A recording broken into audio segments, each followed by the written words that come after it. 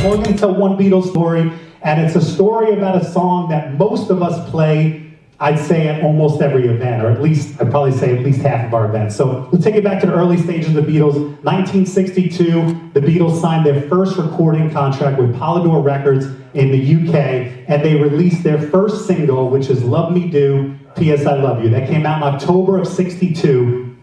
Didn't really sell that well. I think it went to about 40 on the UK charts. So it wasn't a bust, but it wasn't a huge seller.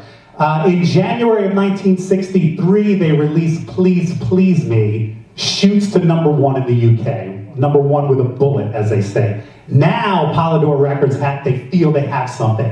They want a whole album, because back then, it was more about album sales and single sales. So they tell the Beatles, we want an album as quickly as possible. February 10th, 1963, the Beatles get together and record 10 songs in one day. Because they've already got the 4, they've got their 2 singles and their 2 B-sides, but they bang out 10 songs in one day. Unprecedented, especially for a group, if you know anything about the Beatles, later in their career, they would become famous for taking forever. They would spend 2 weeks on one track, overdoubling and sampling and everything else.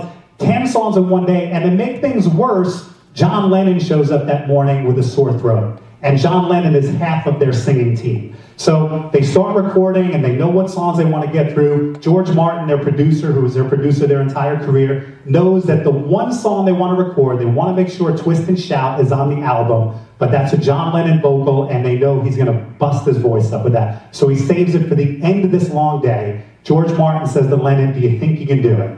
And I was telling you guys before, this is where I wish I had an English accent. Lennon says, I don't know, mate.